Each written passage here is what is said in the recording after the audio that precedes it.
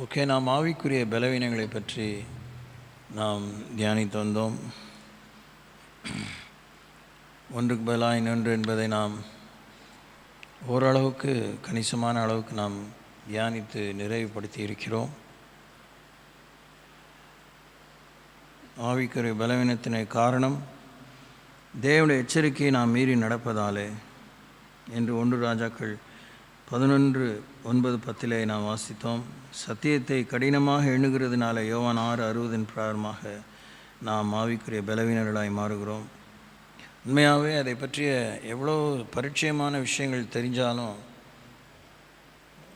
எழுத்துப்பூர்வமாகவும் அனுபவபூர்வமாகவும் சத்திய உண்மைக்கு அடுத்த விதத்திலும் ஆவி சரீரத்தை விட பலமானது. ரட்சிக்கப்பட்டிருந்தாலும் ரட்சிக்கப்படாட்டினாலும் நம்முடைய ஆவி, மனுஷனுக்கு தந்த ஆவி தேவனுடைய சுவாசம். We have received the very breath of God, ruach.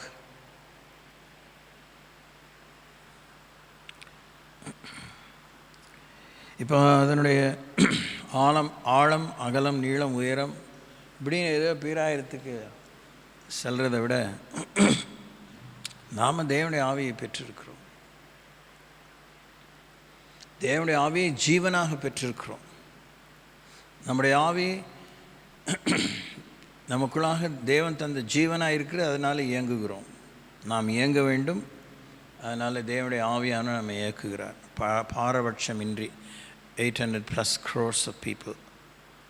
ஆனால் நம்முடைய ஆவியிலே நாம் பிறந்த பொழுது அந்த ஜென்ம பாவத்தை சுமந்து இந்த உலகத்தில் வந்தோம்.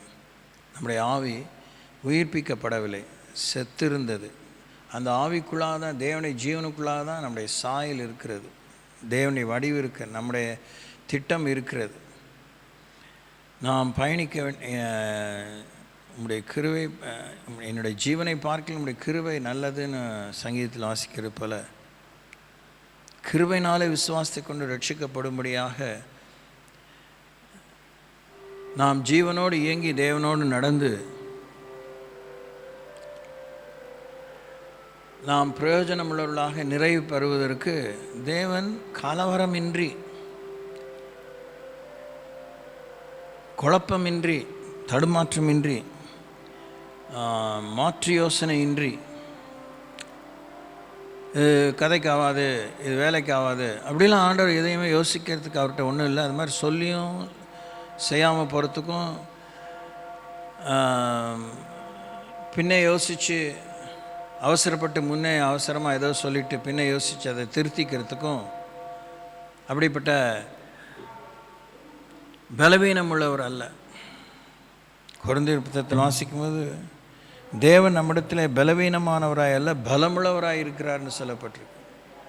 The Lord is strong and mighty on our behalf.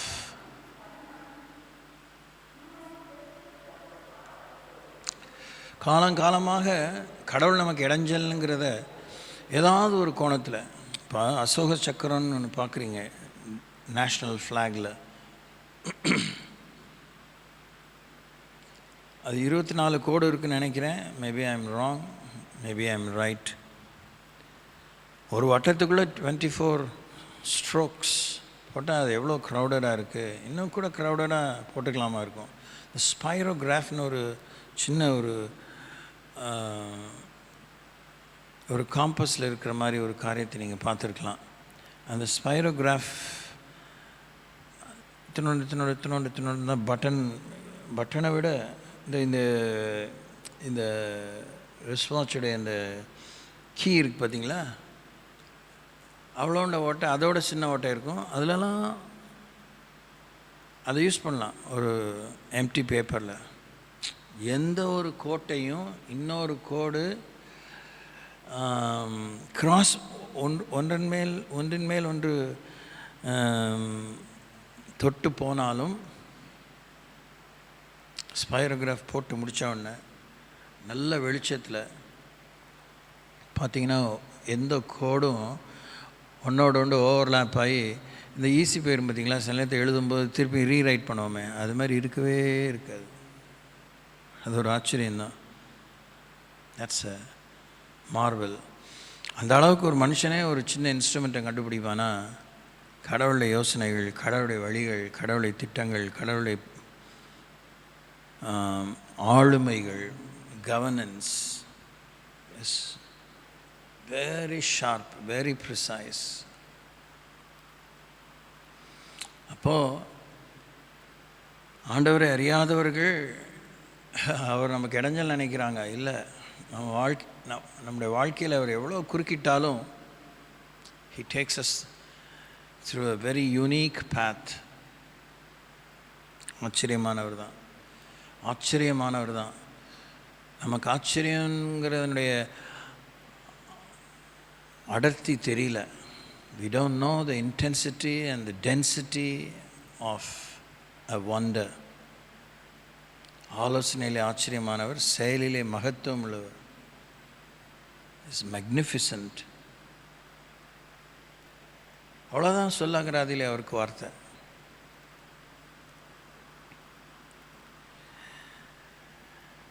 எவ்வளவுக்கு எவ்வளோ அவரை சார்ந்து வாழணுங்கிறது நம்ம விரும்பிக்கிட்டே இருக்க வேண்டிய, தீர்மானமாக தெரிந்தெடுத்து விரும்பிக்கிட்டே இருக்க வேண்டிய ஒரு விஷயம். எல்லாம் கற்றுக்கிட்டோம் அவரை பற்றி, எல்லாம் தெரிஞ்சிச்சு, இவ்வளோ தெரிஞ்சு, இது அவ்வளோ தெரிஞ்சிச்சு, இதுக்கு வேண்டியது தெரிஞ்சு, அதுக்கு வேண்டியது தெரிஞ்சிச்சு, இனிமேல் நம்மளே மேனேஜ் பண்ணிக்கலாம். We don't need help. We don't need him. We don't need her. We don't need that. We don't need this. அப்படிங்கிறது அந்த ஸ்பிரிட் ஆஃப் இண்டிபெண்டன்சி, அந்த தாந்தோன்றித்தனம் தான் நம்மளை தடுமாற பண்ணிகிட்டே இருக்குது, தள்ளாட பண்ணிகிட்டே இருக்குது, தடுமாற பண்ணிகிட்டே இருக்கு. நாமே இடறுகிறோம், நாமே இடறுதலாய் மாறுகிறோம். Finally we want to explain it as weakness, பலவீனம்னு. அவர் என்ன அளவுக்கு இதெல்லாம் நம்முடைய லைஃப்பை முடிவில்லா காலத்துக்கு யோசிச்சிருப்பாருன்னா, இது அவர் சொல்ல வேண்டியதாக இருந்திருக்கு வேதத்தில். இப்போது நம்ம நினைக்கிறோம் கடவுள் நமக்கு எல்லாத்தையும் சொல்லிக் கொடுக்கல, எல்லாத்தையும் நமக்கு தெரியப்படுத்தலைன்னு. ஆனால் ஏன் அப்படி சொல்கிறோன்னா, உபாகமம் 29 வெளிப்படுத்தப்பட்டதெல்லாம் உங்களுக்கு உடையது, வெளிப்படுத்தாதெல்லாம் எந்த அப்படின்னோடனே, ஆஹா அந்த ஸ்க்ரீனுக்கு பின்னாடி என்னமோ இருக்குது போல் இருக்குது அப்படிங்கிறாரு. அல்ப புத்தி தான் நமக்குள்ளே இருக்குது, பீராயிர புத்தி.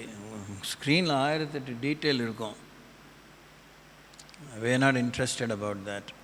அதனுடைய விவரங்களை, அதனுடைய அகலம், ஆழம், நீளம், உயரம், அதனுடைய ஆப்ளிகேஷன், அதனுடைய நடைமுறைப்படுத்துவது, செயல்முறைப்படுத்துவதை பற்றிய விவரம், செயல்முறைப்படுத்த வேண்டிய உத்தரவாதம், இதெல்லாம் நமக்கு ஒரு மேட்ரே இல்லை. அதை நம்ம ஆக்சுவலாக அதை ஓரம் கட்டிட்டு நமக்கு மறைக்கப்பட்டதை போய் தேடிட்டு இருக்கிறதும் இந்த விழுந்து போன உலகத்தினுடைய ஒரு பாணி, ஆவிக்குரிய உலகத்தில் ஒரு பாணி. தேவன் தந்த வரங்கள்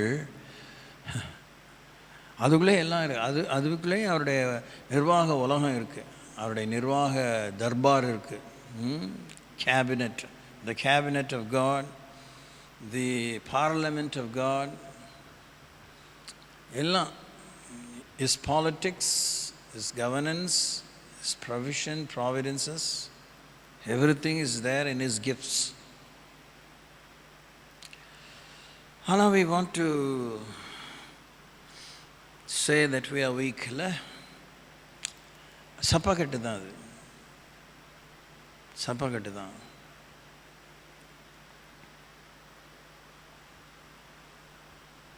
நம்ம நான் இவ்வளோ கேட்குறோம். நான் தியானிச்சுட்டு வரும்போது வரேன் தான், ஆயத்தம் பண்ணி தான் வரேன். ஆனால் இங்கே எனக்கு எவ்வளோ சொல்லிக் கொடுக்குறாரு, எவ்வளோ நினைவுபடுத்துகிறாரு. ஸோ ஃபஸ்ட் காரணம் பார்த்தோம். இப்படி நிறைய யோசிச்சுட்டு இருக்கலாம். தேவனுடைய எச்சரிக்கையை மீறி நடக்கிறதுனால we are rendered யூஸ்லெஸ்ன்னு சொல்ல இஷ்டப்படல. நாம் உதவாமல் போகிறோம், உதவ முடியும். தேவனுடைய எச்சரிக்கையை நம்ம மதித்தோன்னா நாம் தான் உதவி உலகத்துக்கு, நாம் தான் நமக்கே உதவி. சுய உதவி குழுங்கிறாங்க பார்த்தீங்களா, இட்ஸ் அ செல்ஃப் ஹெல்ப். இரண்டாவது காரணம் சத்தியத்தை கடினமாக எண்ணுகிறதுனால. மூணாவது நீதி போதனைகளை வெறுக்கிறதுனால.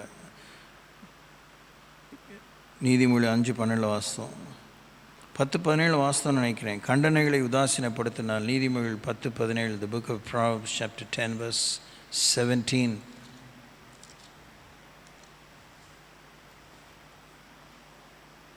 புத்திமதிகளை காத்துக்கொள்கிறவன் ஜீவ வழியில் இருக்கிறான், கண்டனையை வெறுக்கிறவனோ மோசம் போகிறான். ஆட்சேபனை தெரிவிக்க இஷ்டப்படல. We want everyone to appreciate, acknowledge our opinion. நம்முடைய அபிப்பிராயங்களை மக்கள் மதிக்கணும், நம்ம கருத்துக்களை மதிக்கணும், நம்மளை கருத்துக்களை ஏற்றுக்கணும். மதிக்கணுங்கிறத விட ஏற்றுக்கணும், அதை நடைமுறைப்படுத்தணும், அதை இம்ப்ளிமெண்ட் பண்ணணும்னு விரும்புகிறோம். நம்முடைய தவறுகள், நம்முடைய கருத்தில் தவறு இருக்குது, நம்முடைய கருத்தில் ஆயத்தம் இல்லை, நம்முடைய கருத்தில் உத்தரவாதம் இல்லை, நம்முடைய கருத்தில் உண்மை இல்லை, நம்முடைய கருத்தில் உத்தமம் இல்லை, நம்முடைய கருத்தில் உறுதி இல்லை. அப்படிப்பட்ட சில அம்சங்கள்லாம், வேண்டப்பட்ட அம்சங்களெல்லாம் இல்லை, அது நல்ல நிறைவான பலனை கொடுக்கும்படி அப்படின்னு சொன்னால் we frown, அப்படியே கொதிக்கிறோம், முறுமுறுக்கிறோம், மூஞ்சி தூக்கி வச்சுக்கிறோம், கலகம் பண்ணுகிறோம், அப்படியே நாய் மாதிரி உருமுகிறோம்.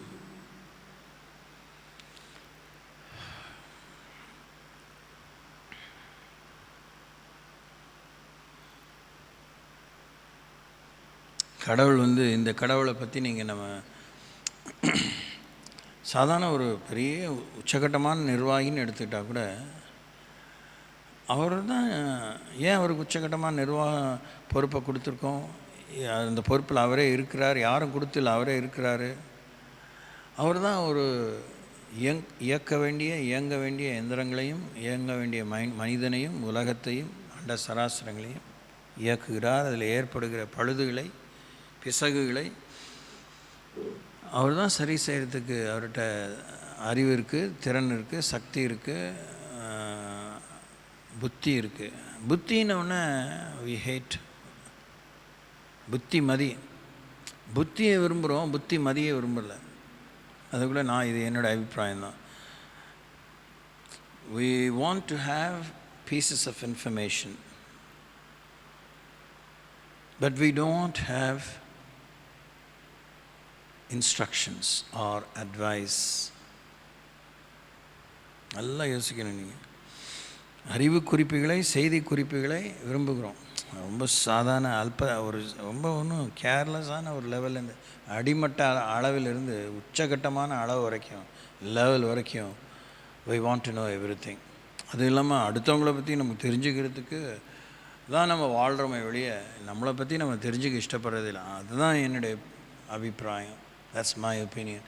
நம்மளை பற்றிய அறிவை, நம்மளை பற்றிய விவரத்தை நமக்கு சொல்லிக் கொடுக்கும்போது தான் புத்திமதி.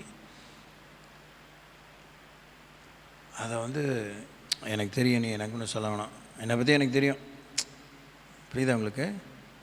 உன்னை பற்றி உனக்கு தெரியும், மற்றவங்க சொல்ல வேணாங்கிற. அப்போ அடுத்தவனை பற்றி நீ ஏன் தெரிஞ்சுக்க விரும்ப? அவனுக்கு தெரியும் அவனை பற்றி, அவளை பற்றி அவளுக்கு தெரியும், அந்த வீட்டை பற்றி அவங்களுக்கு தெரியும். இப்படி யோசித்து பாருங்கள். அப்போ என்ன ஆகிடுது? தனிமைப்படுத்தப்பட்டு விடுகிறோம். we segregate ourselves, we separate ourselves. எனக்கு சொல்லலை, நான் உனக்கு சொல்லலை.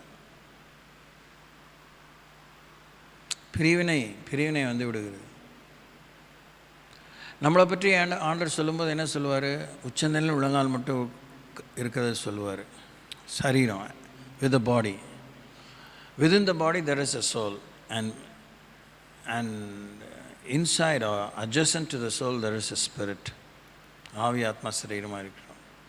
இதுக்குள்ளே பெரிய குஸ்தி நடக்குது, போராட்டம் நடக்குது, பயணம் நடக்குது, சிந்தனை நடக்குது. questions are there, தேவை இருக்குது, challenges are there. தாகம், பசி, களைப்பு, பாரம், பதைப்பு, பேதமை, மதீனம், மூர்க்கம், அதெல்லாம் சரியாக இயங்கும்படி தான் ஆண்டவர் நமக்கு அறிவுரை சொல்கிறார். புத்திமதிங்கிறது ரொம்ப பழைய வார்த்தை, அதுவும் பிடிக்காத ஒரு வார்த்தை. அறிவுரை தான் பிடிக்கிறது இல்லை.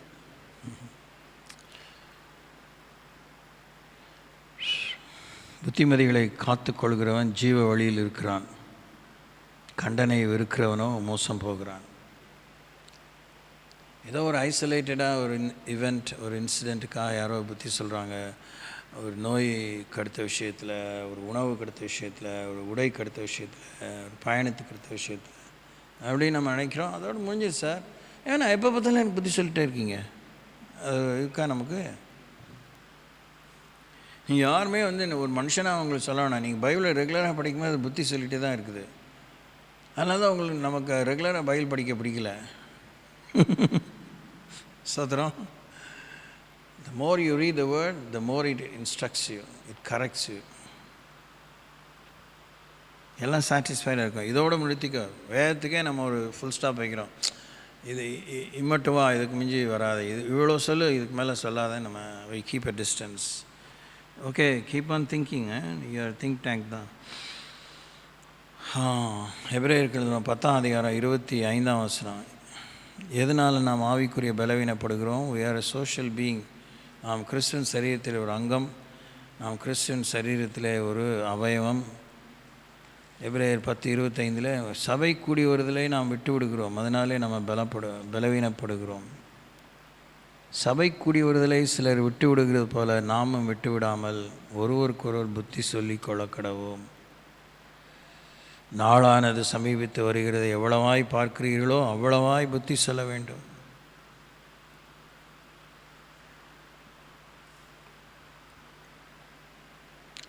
பைபிள் அப்படியே பாருங்கங்க, வியாக்கியானமே இல்லாமல் பைபிள் அப்படியே படிங்க. அது பெரிய ஒரு பிரமாதமான விதமான பைபிளை படிக்கிற சௌகரியம், பிரயோஜனம். கிரிட்டிக்கலாக திங்க் பண்ணலாம், இப்படிலாம் இண்டக்டிவாக திங்க் பண்ணலாம், என்னென்னோ விதத்துலலாம் வேதத்தை யோசிக்கலாம். ஆனால் வேதம் எழுதின அளவுக்கு அப்படியே படிங்க, ஒரு கூட்டி குறைக்காமல் வகுத்து பெருக்காமல் அப்படியே படிங்க. நம்ம ஒருத்தருக்கு ஒருத்தர் தேவை, நமக்கு ஒரு சபை தேவை. பிரித்தெடுக்கப்பட்டவர்கள் கூடும் கூட்டத்துக்கு பேர் தான் சபை. எதுலேருந்து பிரிக்கிறாரு? 800 கோடி மக்களிலிருந்து பிரிக்கிறாரு. திருச்சியில் 33 லட்சம் பேர். 33 லட்சம் பேரில் குறிப்பாக இந்த OFT எல்லையில் ஒரு 50,000 பீப்புள் இருக்காங்க வச்சுக்கோங்களேன். இல்லைன்னா சும்மா ஒரு தான், எக்ஸ்கியூஸ் மீ, 50,000 பீப்புள் இருக்கிறாங்க. 50,000 பீப்புளில் இந்த ஷார்ட் சர்க்கம்ஃபரன்ஸ் உள்ள கும்பக்குடி, ஐயம்புதூர், அண்ணாநகர், ஃபேஸ் 1, 2, 3, 4, OFT, பூலாங்குடி, எம்ஜிஆர் நகர், இந்த எஸ்டேட் ஏரியாவுக்குள்ளே ஒரு 20,000 இருக்காங்க வச்சுக்கோங்க. அதில் நம்மளை ஆண்டவர் வேறு பிரிக்கிறாரு. ஒரு 200+ பீப்புள், 300+ பீப்புள் ஆண்டவர் வேறு பிரிக்கிறார். அவங்களுக்கு பேர் தான் சபை. அவங்க தான் கூடி வரணும். கூடி வரும்போது நிறைய விஷயங்களை கவனிக்கணும், அப்சர்வ் பண்ணணும் சுகாதாரமான எண்ணத்தோடு, நல்ல எண்ணத்தோடு. ஏன்னா எல்லா அறிவுக்கும் கண்கள் தான் வாசல். குருடாக இருக்கிறவங்களுக்கு வேறு மாதிரி ஒரு ஃபேக்கல்ட்டி ஆண்டவர் கொடுக்குறாரு. அதை பற்றி நம்ம இப்போ நோண்டிகிட்டு இருக்க வேண்டிய அவசியம் இல்லை. செவிடர்களுக்கு வேறு மாதிரி ஃபேக்கல்ட்டி கொடுக்குறாரு, ஊமையர்களுக்கு வேறு மாதிரி ஃபேக்கல்ட்டி கொடுக்குறாரு. They also come to understand. அவங்க எதை புரிஞ்சுக்கணும், எப்படி நடந்துக்கணும், எதை கேட்கணும், எதை செய்யணுங்கிறது ஆண்டவர் அவங்களுக்கு உதவி செய்கிறார், அடிப்படையாகவும் அதிகபட்சமாகவும். ஆனால் எல்லா ஐம்புலன்கள் வேலை செய்கிறவங்களுக்கு கண்ணு தான் பெரிய வாசல். we learn through our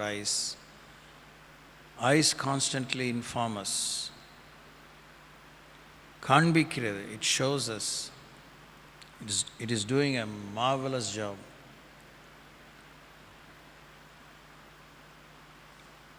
அப்போது சபைக்கு அந்த கூட்டத்துக்குள்ளே ஒருத்தன் வரலைன்னா, கூட்டத்துக்குள்ளே எல்லாருமே இருப்பாங்க. ஆண்கள், பெண்கள், வாலிபர், கன்னியர், சிறுவர், சிறுமி, முதியோர், விதவைகள், கல்யாணம் ஆகாதவங்க, every kind of people will be there. அதுக்கு பெரிய மேசிவ் க்ரௌடாக இருக்குன்னு அவசியம் இல்லை. அதுக்கு தான் ஆண்டவர் சொன்னான், எங்கு 2 அல்லது 3 பேர். அந்த அளவுக்கு நீங்கள் கூடும்போதே நீங்கள் ஒருத்தர் அப்சர்வ் பண்ணணும். நாம் எல்லா நாளும் ஒரே மாதிரி இருக்கிறதில்ல, எல்லா வேளையும் ஒரே மாதிரி இருக்கிறதில்ல, எல்லா மணி நேரத்துலையும் ஒரே மாதிரி இருக்கிறதில்ல.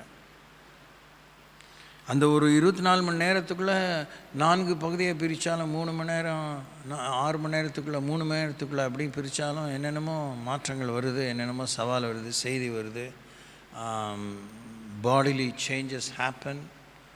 So our body responds. நம்முடைய ஐம்புலன்கள் மறு உத்தரவு கொடுக்கிறது. சபை கூடி வருதலை விட்டு விடாதீர்கள். நம்ம கூடி வரும்போது ஒருத்தர் தேவையை, ஒருத்தருடைய வேதனையை, ஒருத்தருடைய அவசியத்தை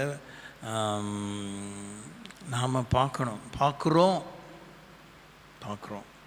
நம்ம ஜபங்களை நம்ம கவனிக்கணும். சம்பந்தம் இல்லாத ஜபம், யாரையுமே அதில் சம்மந்தப்படாத அந்த ஜபத்தில் யாரையுமே சம்மந்தப்படுத்தாமல் ஒரு ஜபம் பண்ண முடியாது. நீங்கள் செவுத்துக்காக ஜபம் பண்ண முடியுமா? பண்ணால் எவ்வளோ நேரம் பண்ணலாம்? ஒரு செவுத்துக்காக ஜபம் பண்ணலாம், மை ஒப்பீனியன். எவ்வளோ பண்ணலாம்? அவ்வளோதான் பண்ணலாம். எங்கே கிராக் இருக்குது, எங்கே பூச்சி கிராக் இருக்குது, உண்மையான கிராக் இருக்குது, எங்கே கலவை இருக்குது, கலவை இல்லை, எங்கே அந்த ரொம்ப டீட்டெயிலாக சொன்னால் இந்த லேவிராமத்தில் வாசிக்கிறப்போது எங்கே செவுத்தில் குஷ்டம் இருக்குது, எங்கே கலவை ஒட்ட மாட்டேங்குது, அப்படியே எதுக்களிக்குது, எங்கே அந்த சரீரத்தில் படை வர மாதிரி வரும், அதெல்லாம் ட்ரீட்மெண்ட் பண்ணுறதுக்கு எவ்வளோ கெமிக்கல்லாம் பண்ணுறாங்க. ஆனாலும் it doesn't stand for long. Wear and tear of the weather, திரும்பி பல்லிழிச்சிடுது.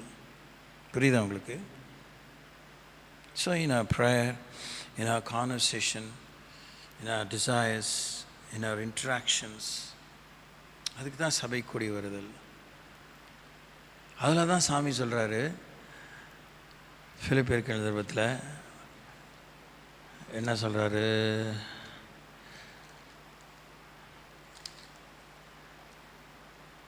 அவனவன் தனக்கானவைகளை அல்ல பிறருக்கானவைகளையும் நோக்குவானாக. நாம் புறணிக்காக பீராயிரும். அவன் என்ன பண்ணுறான், இவன் பண்ணுறான், அவனுடைய தேவை என்ன, என்னுடைய எக்ஸஸ் என்ன, அவனுடைய வாண்ட் என்ன, என்னுடைய அபிவிருத்தி என்ன, அவனுடைய பற்றாக்குறை என்ன, இதெல்லாம் நம்ம we completely fail to notice பண்ணாலும் வி டோன்ட் கேர். நான் அப்படி இருந்தேனாக்கும், அதனால் சாமி என்னை இப்படி ஆசீர்வச்சிருக்கிறாராக்கும், அவன் ஏதாவது சரியாக இருந்திருக்க மாட்டான், அதனால் அவனுக்கு வாழ்க்கையில் குறை இருக்குது, இதுவே ஒரு காரணம். குறை உள்ளவர்கள் குறையை உணர்றதில்லை, குறையை பார்த்து குறைகளை நிறைவாக்குகிற ஆவியானவரை பற்றி கொள்றதில்லை. நிறைவானது வரும்போது குறைவானது ஒளிந்து போகும் சொல்லப்பட்டிருக்கு. காம்யூனிசத்தினுடைய ஒரு கொள்கை, communism is not from God, communism is of the world, is a fallen world. அதை பற்றி எல்லா டீட்டெயிலும் உங்களுக்கு தேவையில்லை. அது கம்யூனிசத்தில் ஒரு கொள்கை, ஒரு ஒரு முக்கியமான அம்சம், இருக்கிறவன்கிட்டருந்து பிடிங்கி இல்லாதவனுக்கு கொடு. அப்படி பைபிள் சொல்லவே கிடையாது. உள்ளதை கொடுன்னு தான் சொல்லியிருக்கார், உள்ளதை பகிர்ந்து கொடுன்னு தான் சொல்லியிருக்கிறார். பிரைசாட். இல்லாதவனுக்கு பங்கு வைன்னு தான் நேர்மையாலையும் வாசிக்கிறோம். கேளுங்கள் கொடுக்கப்படும் என்று வேதம் சொல்லுது. கொடுக்குற விஷயத்தில் கையை ஆண்டவர் சுருக்கிக்கல. கொடுங்கள் உங்களுக்கு கொடுக்கப்படும் என்ற விஷயத்தையும் கர்த்தர் சொல்லிக் கொடுக்குறாரு. வாங்குகிறதை பார்க்கிலும் கொடுப்பதே பாக்கியம் என்கிற இன்னொரு உச்சத்தை சொல்லிக் கொடுக்குறாரு. இல்லாதவர்களுக்கு, ஏழை எளியோரை நினையுங்கள், அவங்களை மறவாதிருங்கள் சொல்லியிருக்கிறாரு. விதவைகளை கைவிடாதிருங்கள் சொல்லியிருக்கிறாரு. மாய் இப்போ எவ்வளோ avenues to give, many different ways to give. So எல்லாமே இட்ஸ் சீடிங், எல்லாமே விதைக்கிற ஒரு விஷயம். தேவன் சொன்னதை செய்வது எல்லாமே ஒரு விதைப்பு. அதை அவர் கண்காணிக்கிறாரு, அதை மனதில் வைக்கிறாரு, அதை பதிவு செய்கிறாரு, அதுக்கு அவர் நீர் பாய்ச்சுகிறாரு. ஏற்ற நேரத்தில் அதுக்கு அறுவடை உண்டு. சபை கூடி வருதில்லை எவ்வளோ கவனிக்க வேண்டியிருக்கு. இதுலையுமே நம்ம இன்னைய காலத்துலலாம் கேள்விப்படுறோம், எல்லாருக்கும் ஒரே மார்க் போட முடியாது, எல்லா பேப்பரையும் ஒரே மாதிரி திருத்திட முடியாது. சகோதர ஸ்நேகமே குடும்பத்திலே இல்லையே.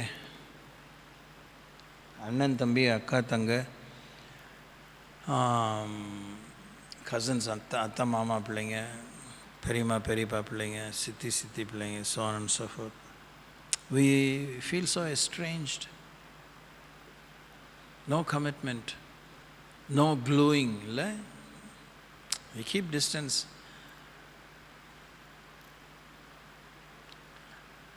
இதில் வேறு நமக்கு உபதேசம். நம்ம அந்த வாரத்தில் ஆச்சரியமான ஒளிக்குள்ளே அவர் அழைக்கப்பட்ட புண்ணியங்களை அறிவிக்கும்னு தெரிந்து கொள்ளப்பட்ட அதே மாதிரி நம்ம விக்கிரக ஆராதனை கூட்டத்திலேருந்து ஆண்டவரை ஆவியோடும் தொழுது கொள்கிற அந்த கூட்டத்தில் வந்துட்டோம். பெரிய உபதேசத்தை தூக்கி பிடிச்சி வீட்டுக்குள்ளே சொந்த பந்தத்துக்குள்ளே சண்டை, ஜெல்லாம் முடியல. இப்போ யாருமே நமக்கு உடன் பிறந்தவங்க இங்கே யாராக இருக்காங்களா? கிடையாது. இருப்பாங்க, ரொம்ப ரேர், இட்ஸ் டூ ரேர். இல்லை, ஒரு ஃபேமிலியாக அவங்க மாதிரி தான் இருப்பாங்க. அதுவுமே இதில் வெளியில் சொன்னால் வெக்கம் உள்ள விஷயம் துக்கம் தானே தொடர்ந்துகிட்டே இருக்குது. ஒரு வீடாக வருவாங்க, ஆனால் அக்கா ஒரு மாதிரி வரும், பொண்ணு தங்க ஒரு மாதிரி வரும், அப்பா ஒரு மாதிரி வரும், அம்மா ஒரு மாதிரி வருவாங்க, பையன் ஒரு மாதிரி வருவான், பின்னாடி வருவான், இவன் முன்னாடி வருவாங்க. வந்தால் இது மாதிரி எல்லாம் சேர்ந்து ஒரு ஃபேமிலியாக நில்லுங்கன்னா அது ஃபீல் அவுட் ஆஃப் பிளேஸில். எல்லாம் சேர்ந்து குடும்பமாக நில்லுங்கன்னா எனக்கு பிடிக்குதா? ஐயா அந்த ஆள்கிட்ட ஏன் நிற்பான்? எல்லாமே இண்டிபெண்ட். எல்லோரும் தேவனோட இண்டிபெண்ட்டாக தான் உறவை வச்சுக்க விரும்புகிறோம். ஒரு ரயில்வே ஜங்ஷனுக்கு போய் பார்த்தீங்கன்னா யார்டில் கிராஸாக ரெயில்ஸு அந்த தண்டவாளம் போயிட்டுருக்கோம். ஆனால் ரெண்டு தண்டவாளத்துக்கு மேலே தான் ஒரு ரயில் போகும். ஒத்த தண்டவாளத்தில் போகாது. மோனோ ரயில் சிஸ்டம் நம்ம நாட்டில் இல்லை. மேபி எங்கேயாவது இருக்குமா இருக்கும், ஆனால் நாட் ஃபார் லாங் டிஸ்டன்ஸ். எல்லாம் கவனிக்கணும் இதை.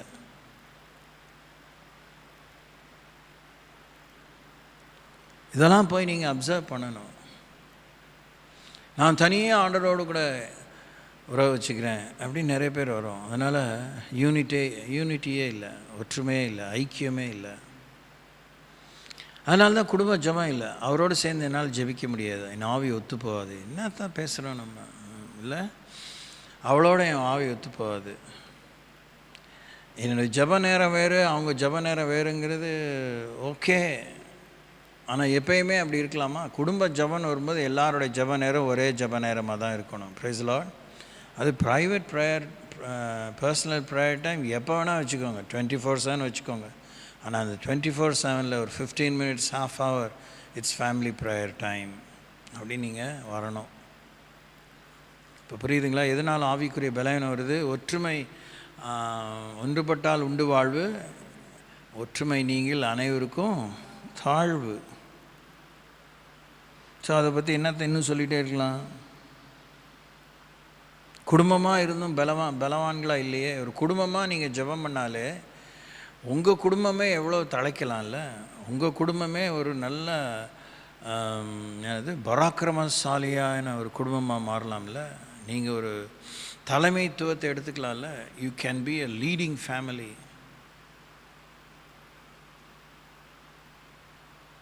ஏன்னா ஏன் செஞ்சாமல என்னுடைய விருப்பம் தான் அங்கே இருக்கணும், ஏன் ஜெப குறிப்பு தான் இருக்கணும். அவன் என்ன ஜெபிக்கவே தெரில, இது என்ன இது?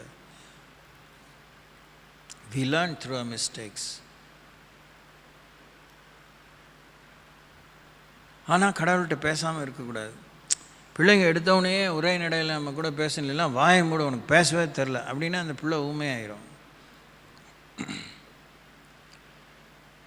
ஆனால் மண்டை நிறைய வார்த்தைகள் இருக்கும், மனசு நிறைய வார்த்தைகள் இருக்கும். எங்கேயும் போய் அதால் பேச முடியாது விக்கிக்கிட்டு இருக்கோம். எங்கேயோ ஒருத்தர் பேசுமா பேசுப்பா, என்ன தான் உளறி கொட்டுப்பா அப்படி என்கரேஜ் பண்ண அவங்களுக்கு தைரியம் வரதான் அவங்க ஒரு பெரிய பேச்சாளராக மாறிடுவாங்க. அதை பாஸ்டர் தேவதாசன் சொன்னது போல், கலை தேவதாசன், பேச பேச பேச வேண்டியது தானாக வரும்.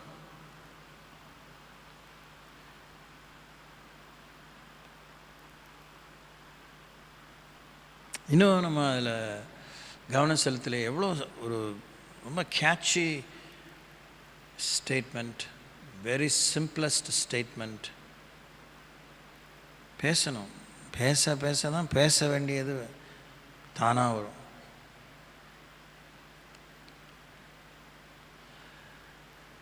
தேவனோடு பேசணும். செவுத்தோடு கொஞ்ச நேரம் பேசி பார்க்கணும். நம்மோடு நம்ம பேசி பார்க்கணும். என் ஆத்மாவே கர்த்தரை தாவீது ஆட்ட போய் சொன்னார், பொண்டாட்டிகிட்ட சொல்லியிருப்பாரா? எல்லாம் ஒரு தினசு தான். விரும்பினது ஒரு தினசு தான், விரும்பாத ஒரு தினசு தான். இங்கே அது மாதிரி புரியுதா உங்களுக்கு? இந்த எல்லா கேரக்டருமே அவங்களுக்கு ஒரு காலம் வந்துச்சு, ஒரு நேரம் வந்துச்சு, யாருமே அவங்களுக்கு ஆக்சுவலாக தோழர்களே இல்லை. Nobody to confide. So they started to speak to God, speak to their own soul.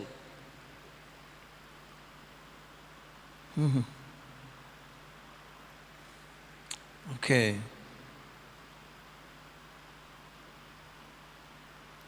போதும், மணி ஆயிடுச்சு. மீதி காரியங்களை பின்ன பார்ப்போம். Hallelujah.